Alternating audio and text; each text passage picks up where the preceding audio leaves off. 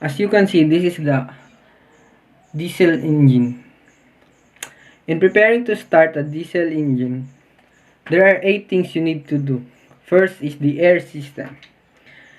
A. Drain any water present in the starting air system. B. Drain any water present from the control air system as the receivers. C. Pressurize the air system and ensure that the pressures are correct.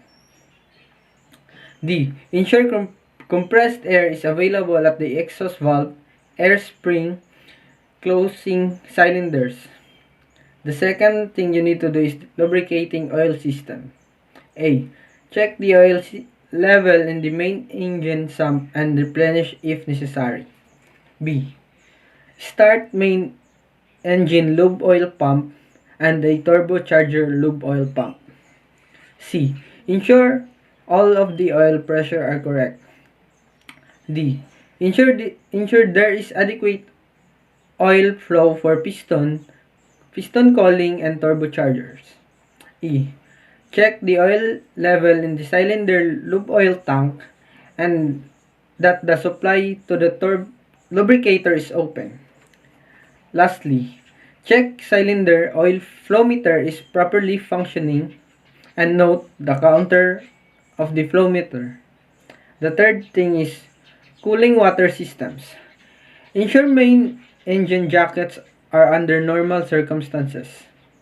The main engine jacket water is continuously circulated through a preheater during the stay in port and are never allowed to cool down. B.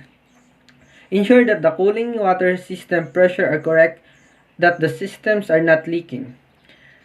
Check should be made again when the engine at its correct operating temperature. C. Check the level of the expansion tank. An evident decrease in the water level of the expansion tank indicates leakage. Number 4. Slow turning the engine with the turning gear. Slow turning of the engine must be carried out to prevent damage caused by fluid leaking into any of the cylinder. Permission from the bridge must be sought before turning the engine. Pre-lubrication should be carried out. Always carry out the slow turning operation at least possible moment before the starting. A. Ensure the regulating handles are in the finish with engine position. B. Ensure all of the cylinders indicator cocks are open. C. Turn the engine 1 revolution with the turning gear. Check to see if fluid flows out of any of the indicator valves. D. Disengage the turning gear and ensure it is locked in the out position. C. Check that the indicator lamp for turning gear engage extinguishes. 5. Slow turning the engine on starting air blow through. Permission must be sought from the bridge before turning the engine.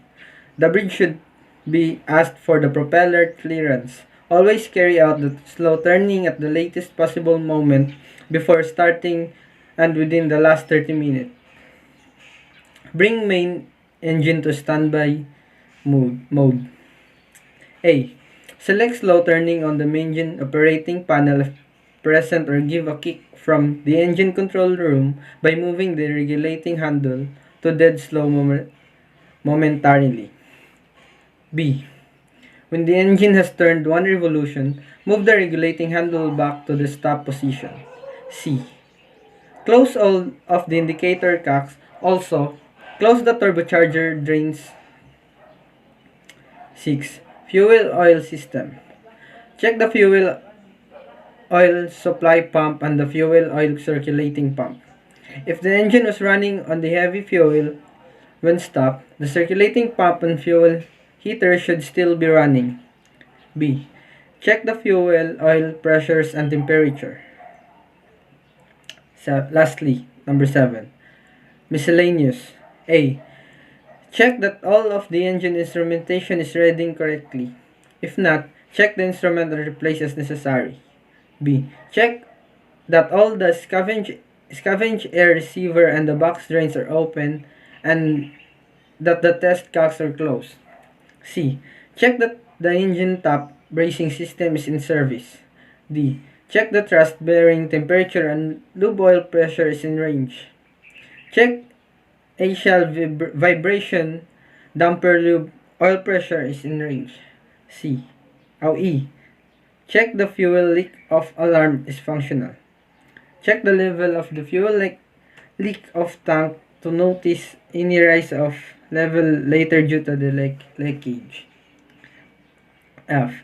Check the level of the scavenge drain tank and the tank should not be full or else it will lead to overflow. Lastly, check the governor is responding efficiently.